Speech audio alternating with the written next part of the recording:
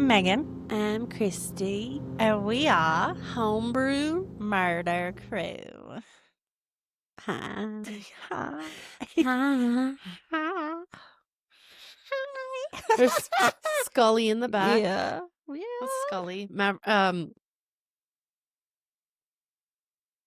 Scully's in the back there. He was our mascot for Halloween in our garden. Oh, yeah. And Em wants him in his room, like hung up to like protect him throughout the night, which is wild. But like I'm here for it. Mm-hmm. And I told him that we can share him and that for podcasting I'd like to use him, and he said that that was okay. So he normally hangs in M's room? We haven't hung him up yet. So he will after this? He will after this, yeah. All right. I like it. I like it. Yeah. Right now he's just cuddling Matthew. Matthew. Yeah. I love Matthew. Speaking of Matthew, Christy got a new shirt. Oh. Live, laugh, lurk, motherfuckers. I love it. Amazing. Yes. Welcome to a microbrew. Yeah. Where we're just going to jump right into it. We're going to jump right into it. So the case I'm bringing you today, it's a little bit heavy. Oh. Heavy-ish. I don't like covering these kinds of cases, but I do think they're a little bit important. Probably, yeah. To discuss. But, I mean, it's no cigarettes that the stats on school shootings in America are pretty fucking high. Yeah. But we're not going to focus on that today. So between the years of 2000 and 2023, of the 349 homicides at K to 12 schools, only 12 of shootings, at K to 12 schools. That's 349 school shootings in 23 years in the United States. One is too many. That is in crazy. Any amount of time. Yeah. So only 12 of the known shooters were female. And with 9 of those females being under the age of 18. So that means that juvenile females made up less than 3% of all shooters in that data set. Wow. The reason that I mention that is because,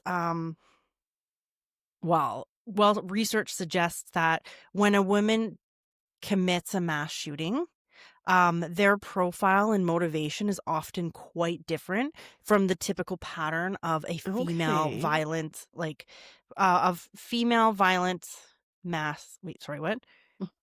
patterns of female violence mass shooters are less likely to be motivated by traditional relationship disputes or familicides, which is common in general female homicides. Okay.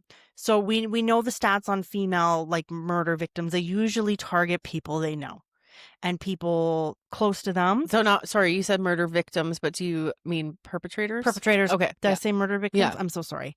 Perpetrators. So we know that it's usually more personal for a female. And in that case, they usually use more personal means, like poisoning is a big one, right?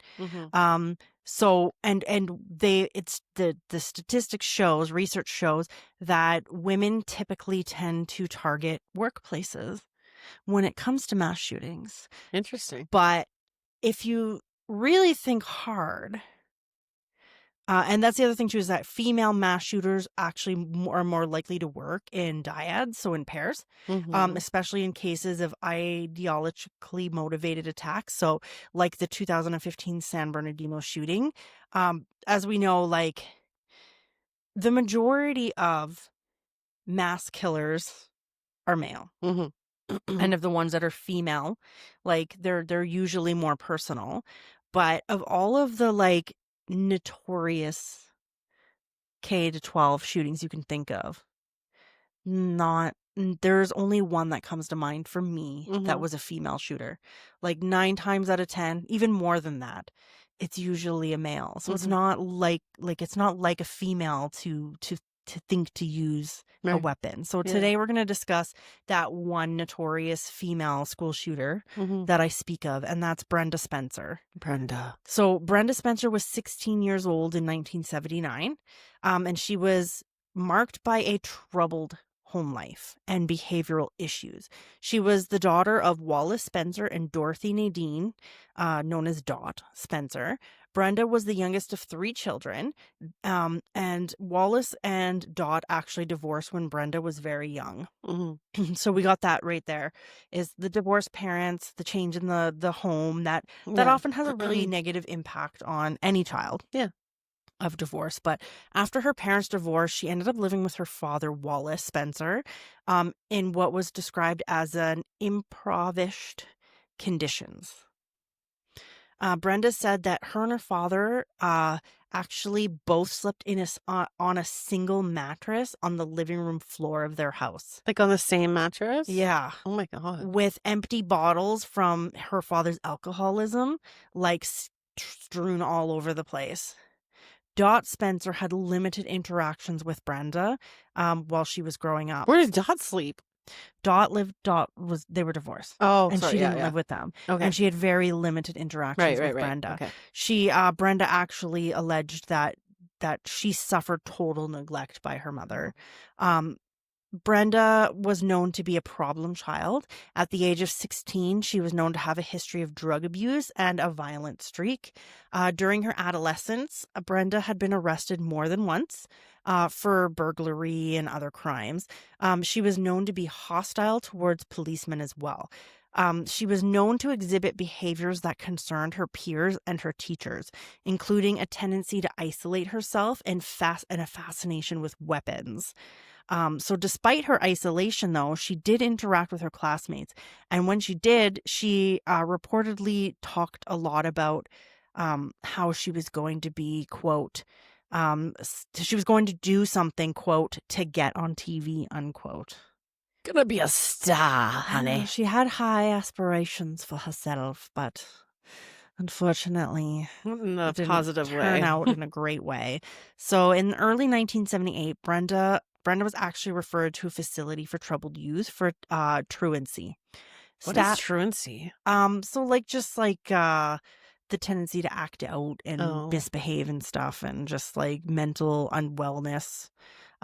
So staff at the facility informed her parents that she was suicidal.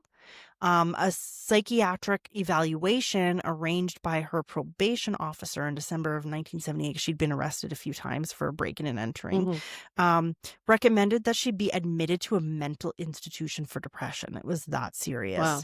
However, her father refused to give permission for her admission, preventing her from being institutionalized for treatment. Because he was a piece of shit. Like, I mean, I guess, and how much money would this have cost them? 1978. That's a good question. Yeah. There's probably a financial aspect to that, because this is the United States. Right. But it's also 1978, where mental health was not taken as seriously as it is now, and people tend to like blow it off. They don't talk about it as often, and her parents probably just like poo-pooed it, right? Yeah, or you're thrown into some sort of like crazy asylum or something like that. Yeah. So oddly enough, even after all of this happened, for Christmas of 1978, her father gave her a .22 semi-automatic rifle with a telescopic sight, and 500 rounds of ammunition. Oh my God. That's what she got for Christmas. That's a choice, man. Yeah, after all of this. She had reportedly only asked him for a radio that year, and she got this gun. She did have a fascination with him, but she claimed that she believed that her father bought her this gun because he was hoping she would kill herself. Oh my God, that's fucking sad. So, at the time, why a semi-automatic? Why not just a fucking handgun? I don't even know. With 500 rounds of ammunition, 500. What does a 16-year-old girl need with 500 rounds of ammunition? Like, what the hell was this man thinking? The girl needs 500 different shades of pink for nail polish. That's what she needs. That's what she needs. She's a 16-year-old girl. So Brenda, who was a student at Patrick Henry High School, would frequently skip school. Her teachers said that she was very uninterested in school, and they often wondered if she was even awake during the classes when she showed up. Brenda and Wallace, however, lived across the street from an elementary school, the Grover Cleveland Elementary School. So when she was a teen and she was actually on probation because she had been arrested for shooting out the windows of that same elementary school, the Grover Cleveland Elementary School, with a BB gun. Maybe girl doesn't need nail polish because she's obviously huffing it. Yeah. That's fucked up, man. Yeah. So on the morning of January 29th, 1979, so like a month after she got that wonderful rifle for Christmas. Not a radio. Yeah. Around 9 a.m., while the teachers and students of Grover Cleveland Elementary School were gathering outside the school preparing for the day, Brenda, armed with her Ruger 22 semi-automatic caliber rifle and her 500 rounds of ammunition her father had given her for Christmas a month prior, positioned herself at an open window of their house across the street from the elementary school and began to shoot at random. Okay, that was going to be my next question. Is like, why is she targeting an elementary school she doesn't even go to? Yeah, but obviously that's just like opportunity. Yeah, because she skipped school that day, and that's what she decided to do with her time off, right? You know what? I skipped school before, and I watched The Price is Fucking Right. Okay? Yeah, Unsolved Mysteries, like 48 hours. Come on, yeah, occupiers. Anyways, this is 1979, but well, I don't know, hoop and stick. I don't know. Cam Miller, who was a 9-year-old student, was reportedly the first person shot by Brenda. He was struck in the back, narrowly missing his heart. Several other students were wounded as they attempted to flee into the school for protection. Burton Ragg, the 53-year-old principal of the school, was standing near the school's main gate, attempting to gather students and lead them to safety. He was shot and killed while performing this duty. Mike Suchar, this 56-year-old school custodian, rushed out to help the principal and protect the children. He was also shot and killed while attempting to pull the students to safety. A lot can happen with a gun in a short period of time, as we've learned after countless school shootings. You know, you wonder why teachers want to make a fair wage and they fight so hard for it is because they literally throw themselves in front of children. I know we don't have this in Canada. Like, this really doesn't exist that much in Canada. Like, it's happened, but like not to the same volume that it happens in the States, right? But like, oh, fuck me, man. It's insane. But so in only 20 minutes, Brenda shot off 36 rounds from her home, killing 2 men and wounding 9 children. The police were called almost immediately, and the first officer to arrive was Robert Robb. Pardon me?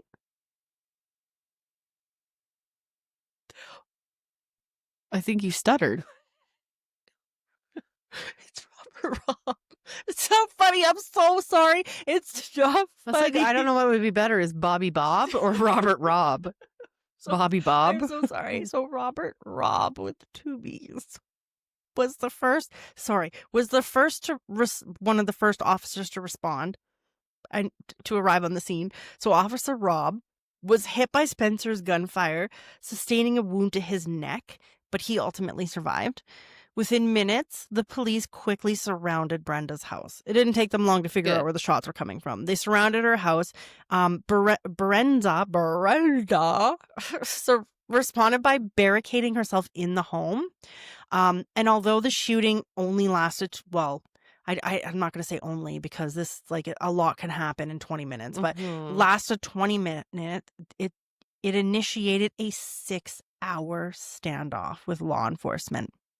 Holy shit. During the 6-hour standoff, a reporter named Mike Kinsley of the Evening Tribune was reportedly calling telephone numbers at random from the phone book until he unexpectedly reached Brenda, and she answered. What the fuck? He literally was calling random numbers, and he finally called her. Like, was he calling Spencer's in the phone book? Trying to reach her? Just random numbers, I guess. I guess, like, how would he know Spencer, yeah. But how would he know at that point? No, I don't even think he did know. So he was just calling the random numbers in the neighborhood, and she answered. Holy and so fuck. when he asked her why she was shooting, Brenda allegedly delivered the chilling, nonsensical motive of, quote, "I don't like Mondays. This livens up the day," unquote. Okay, Garfield. So police negotiators were also able to connect with Brenda during the 6-hour standoff by phone. And during the standoff, Brenda made several key statements revealing her state of mind at the time. She told police negotiators that children and adults were, quote, "easy targets," unquote. She threatened that she That's was the whole going population. to... Yeah. You're Well, either a child or you're children. not. Sorry, children were easy targets. Oh. She threatened that she was going to, quote, "come out shooting," unquote. So the negotiators ultimately used a common strategy of offering a tangible incentive to get the shooter to comply. Brenda finally agreed to surrender after 6 hours and leave the house when she was promised a meal from Burger King. Oh my God. That's worse. I And thought they were going to offer her a radio. a Burger King. Burger King's all it takes, I guess. So following the promise of food, which is, you know what, like based on what I've heard, like she probably didn't get Burger King So a it's lot. Monday and you're hungry. Yeah. That's why this happened. Yeah. So she You're not yourself when you're Yeah. hungry. Here's a fucking Snickers, bitch. Yeah, right? So following the promise of food, she surrendered and was taken into custody by the San Diego Police Department. Wow. The police secured the scene and collected evidence from her home, including the Ruger 22 semi-automatic rifle used in the attack. What did she order from Burger King? I didn't get that. No. Maybe a Whopper. That's what I'd order, like a Whopper, some What chicken else is fries. there ordered? Like, what else is there to order? Really, I A guess. Whopper and chicken fries. I don't know. Like, who knows? Anyway, so while Brenda. her initial shocking statement that she had given to the reporter Mike during the standoff, it served as her immediate and most public statement of motive. Mm-hmm. That statement has gone it went viral then and continues to be like a known thing. The "I don't like Mondays, this livens up the day" quote is like something that has stuck with this case since 1979. So in this during the legal and custodial interviews following her arrest, her story and claimed state of mind became much more complex and often contradictory. Mm-hmm. Brenda later claimed to authorities that she had been drinking heavily and was using PCP at the time for a week leading up to the shooting, claiming the drugs caused her to hallucinate on the day of the attack. This claim was complicated by conflicting toxicology reports, because they did that right away when she was arrested, with some tests reportedly showing no drugs or alcohol, while others reportedly showed high amounts.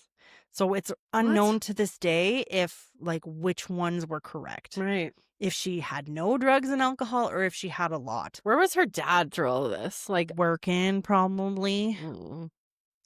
Yeah, she also claimed that her primary goal was to commit, quote, "suicide by cop," unquote. She stated that she believed shooting at the children would bring the police to the scene faster, forcing them to shoot and kill her. She often characterized the act as spontaneous rather than planned, saying, quote, "I just started shooting, that's it. I just did it for the fun of it," unquote. The fun of it? Come on, bitch. Like, yeah, I know. Like, she's a very mentally deranged oh my God. 16-year-old child. She also denies, even to this day, the infamous "I don't like Mondays" quote. In later interviews, she said that she suggested something along those lines, just like as a throwaway comment. So, despite only being 16 years old at the time of the shooting, Brenda Spencer was charged as an adult. Good. Rightfully so. She was charged with 2 counts of murder and assault with a deadly weapon. She ultimately pled guilty to all charges, hereby avoiding a full jury trial. So her defense team had considered an insanity plea, but she was deemed competent to stand trial. So on April 4th, 1980, so the day after her 18th birthday, Brenda Spencer was sentenced to 25 years to life in prison and became eligible for parole in 1993. Did she get it? No, she has been denied release numerous times, including her first hearing in 1993. She immediately called for a hearing. Mm-hmm. She was denied. 2001, she was denied. 2005, she was denied. 2009, she was denied. In 2022, she was denied. And most recently, in 2025, she was also denied. What date? I'm going to get there, actually. Okay. I've got details of all of those. So, the hearings have served as a platform for Brenda to explain her actions, though her accounts have been inconsistent and have often worked against her release. So in 1993, she claimed she had hoped the police would shoot her, so suicide by cop, claimed heavy alcohol and drug use at the time, although the drug tests were negative, inconclusive. She was not released. The specific reason relates to minimalization of the crime and lack of insight. In 2001, she alleged physical and sexual abuse by her father, claiming this led to self-medication with drugs and alcohol. Her father has denied this for all these years, but who knows? She stated that, quote, with every school shooting, I feel I'm practically responsible, unquote. The board doubted the claims of abuse because they were never disclosed earlier. So okay, so hold denied. on. She's saying with every school shooting, like every subsequent school shooting, henceforth, she's like, I feel responsible. Like, are you kind of like owning that in a very weird, proud way? And that's how the board took it, because they doubted the veracity of her abuse claims because they had never been disclosed before. They denied her parole. 2005, she claimed she needed mental health help at the time, but her father refused permission for her to be institutionalized. That is true. She cited an incident of self-harm from 4 years prior, also true, and suggested she was still mentally unfit. Suggesting she was still mentally unfit. They denied her because she is obviously still mentally unfit. 2009, she would, after being refused for 10 years, failure to show remorse or acceptance of responsibility for the extent of the tragedy, she was denied again. So 2005. Yeah, because she's just like, so far, she's just basically blaming it on everything else. Everything like, I else, was denied this. I was denied that. Like, she's never once said, like, I did something fucking horrible. Exactly. And I fucking wish I never did. And I wish that I would have had the help that I wanted back then. And I wish that, but like, there's just no accountability. Right. Yeah. It's wild. So February 2025. So February of this year, she cited her desire to die that day and her belief that shooting children would bring police quicker. Her attorney claimed that she was on the autism spectrum. That's such a 2025. Oh my 2025 God. thing. It is. Like, it is. Everybody's autistic in 2025. Everybody has ADHD in 2025. And I'm not minimalizing those people that truly do, but I do honestly think that there's just it's a bit of a crutch for a lot of people. Yeah. So all these years of parole hearings, and it's only 2025. And how old is she now? Like, oh God, when was she born? When did you? She was 16 in 1979. Okay. Are you mathing or am I mathing? Whoever can do it faster. Oh, not me. So she was born in 1963. So 62? Okay. So she's like 61, 62 in 2025. Yeah. And so she cited her desire to die that day. The shooting of children would bring police quicker. Her attorney claims she was on the autism spectrum. I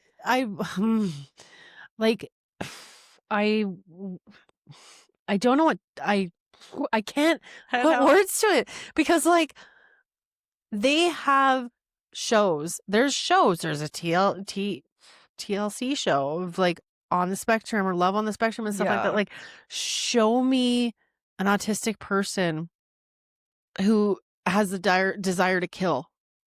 Yeah, exactly. Like, I just don't know. Ugh. I don't either.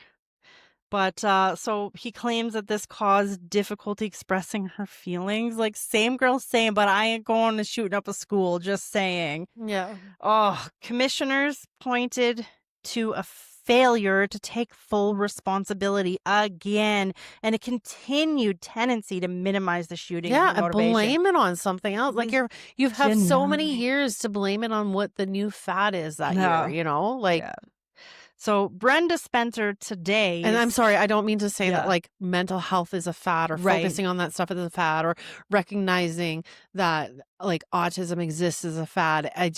I'm recognizing the fact that there are people who use those as an excuse for the behavior. And I don't think that that is right. And I think neither that's do what she's doing. So let's see this.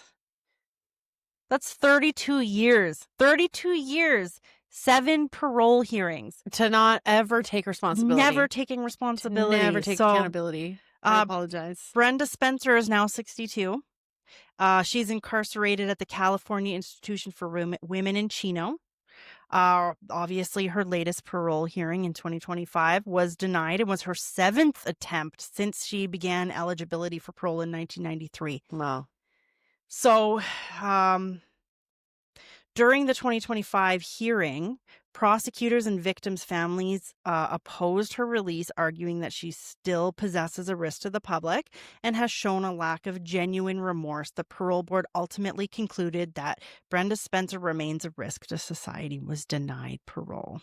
Question for you. Yes. You said that 2 men died and 9 children were injured. Yeah. Did no children die? No children died. Thank fucking God. Did any of these children appear at any of her parole hearings? Well, so at every parole hearing, everyone in the 32 years of her applying for parole, in the 17, every hearing, survivors and family members of the victims have appeared to oppose her release. That's profound. They're powerful statements focused on the lasting trauma of the day on the injured children who are now adults. Yeah. The fact that Brenda Spencer, quote, hunted for humans because she was bored, unquote, as one of the survivors stated, and the belief that justice requires her to remain incarcerated for the magnitude of her crime. Mm-hmm. Agreed.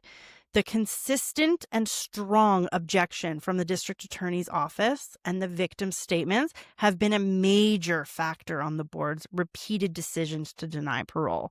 So Brenda Spencer will be eligible for parole once again in 2028. And we know fuck you, Brenda, that she will fucking try. So that is where we're at. Poignant. Brenda Spencer. You know what the beautiful thing of this is that these victims that have survived, these survivors, I want to call them victims or survivors, that they will outlive her, and they will hope they do live to be at every single subsequent one of these fucking parole hearings. And that's so poignant for the fact that she should not be released. No, like, what a fucking she is exactly where she belongs. And these parole hearings are something that shouldn't even be happening. No, because that is like reopening the wound for these people every time. Like that's 7 parole hearings in 32 years. That is almost the extent of my life. That's crazy. And these yes, I didn't, you know, that was insensitive for me to say. No, because, like, it's not true at that all. they have the opportunity to be there to absolutely like, give their case and like that why she shouldn't be released. But at the same time, it's a double-edged sword of like, you have to live that day over and over again. And that's traumatizing, but, especially considering like if you have kids after that event and you have kids and you have to send them to school knowing what you went through. Right. And you have to send them to school in fucking America. Yeah. Like, that's terrifying. That is terrifying. That is like something that I fear is like schools in America, because like I'm scared to send M to school sometimes, just like because like I do this. This is what we do. Like Let me just that was what is it that the statistics showed me? It was between 2000 and 2023. It was 349 shootings in K to 12 schools. Let's Google Canada's. How many school shootings in Canada between 2000 and 2023?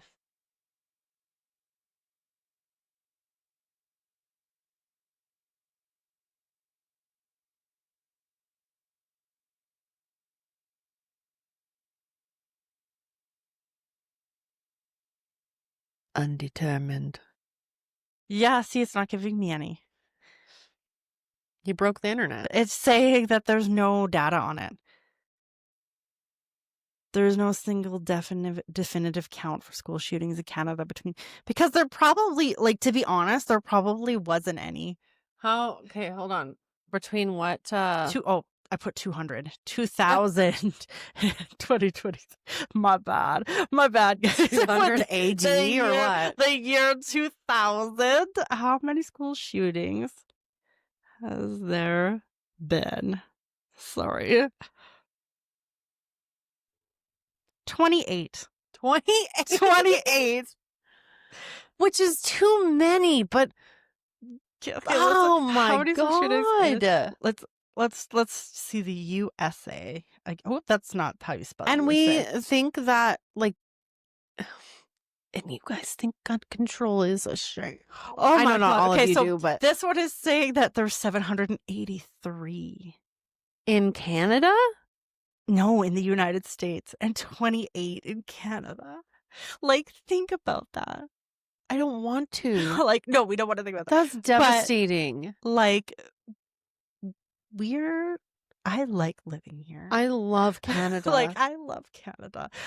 I hate some of the history and everything, but I mean, there's nothing we can do to change it. There's only things that we can do to move forward from it and change how we treat each other. But that right there should show you guys that gun laws work. Yes. I to play devil's advocate, I do understand some of the people's points about wanting to protect their homes and stuff with a gun. Right. But this stuff doesn't happen in Canada. Why? Because we don't have access to guns. How many? I'd be interested to know. There are too many people out there that will ruin it for everybody. But I'd be interested to know the statistics of how many school shootings occurred with a handgun. I don't know the proper term or whatever, or the brand versus something like a semi-automatic weapon. What business do you have owning that? It's illegal in Canada to own one of those ever. You're allowed to have guns for hunting and that's it. And handguns that are heavily monitored. You have to get a gun license. It has to be sometimes you even have to keep your gun at a shooting range, or you have to have them in a secured place. But you're in a database and they're the police are watching you. And your license has to be renewed every so often. Yeah. Which I don't know. Nolan has one, but it has to be in a safe or it's just what business do you have owning a semi-automatic weapon? Because there's no reason. No, there's no reason. Unless you're I don't know, maybe I'm missing something. I don't know. Unless you're going to war. Out of school? Come on. At 16 too, a 16-year-old should never have access to any kind of gun. How old was that kid that got shot in the back? 9? 9. Imagine being 9 years old and getting shot in the fucking back. Oh, America, do better. Come on, guys. Do better. Please. Fucking Brenda. Do better. Anyways, that's Brenda Spencer. Brenda, you can fuck right off. She was this Brenda. tiny little redhead with big glasses. And she. Oh. Yeah. You remember Brenda Spencer? Megan. She's not me. She had this wildly long red, ginger curly hair and these big glasses. I remember the photo of her, yes. I did a sticker. You did, yes. You did a sticker. That's why, yes. I hate Mondays. So So yeah, there you have it, Brenda Spencer. Thanks, Megan, for bringing that. I'm gonna I go know. slide into bed with my child right Yeah, now, no. and And like even at that point in the 1978, like there was probably a fuck ton less school shootings in America at that time. And like in history, yeah, the amount of female school shooters is the amount of school shooters we had probably in total in Canada. right. So my point is that women don't normally Do this kind of thing. And she is like, this database shows that like they normally. She's probably like PMSing plus all her mental, like who knows, but so obviously she's autistic. We all all of a are. sudden, we all are. we all Apparently. We're all neurodivergent, but we don't fucking kill children for it. We don't. No, like that. Or try to. I would. Like, pick on somebody your own size, man. That's terribly sad. So there you have it. Like, I don't know why I would say that, because, like, it's not like it would be any better if she went to her own school and shot it up, right? Like, I'm not saying that. I'm just saying, like, I understand the bullied. She wasn't made fun of. I understand the convenience. I don't even want to say I understand. Yeah.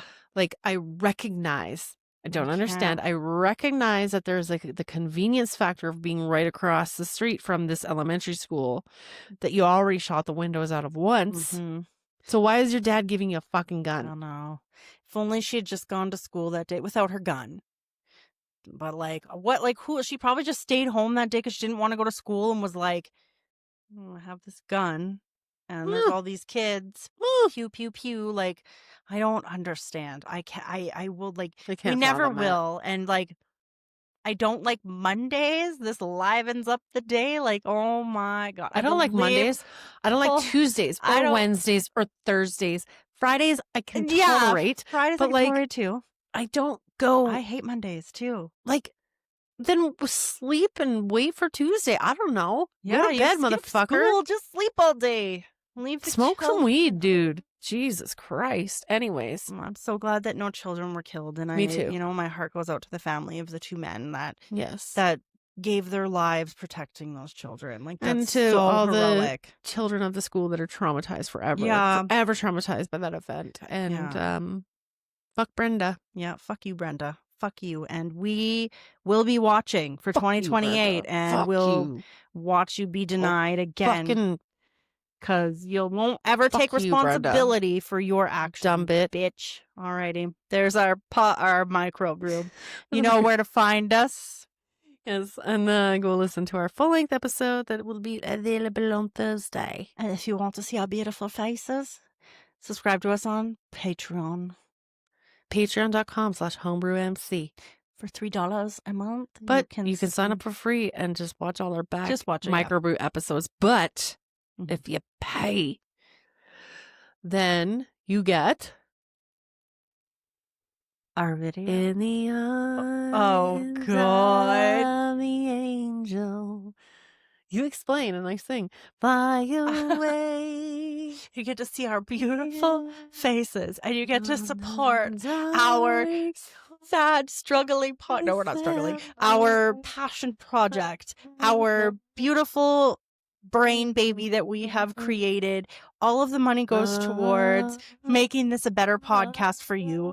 And again, you get to see the beautiful faces and the beautiful face of Christy who's seeing for you right now. So please. And you get early access. Yeah. So please. Patreon. And bonus episodes and stuff like that. Which we're going to have a lot of shit coming up. So $3 a month. You can see us once a week and listen to us talk about random stuff and totally unedited and uncensored. So thank you, Christy. And thank you, our listeners. Goodbye. Goodbye and good night.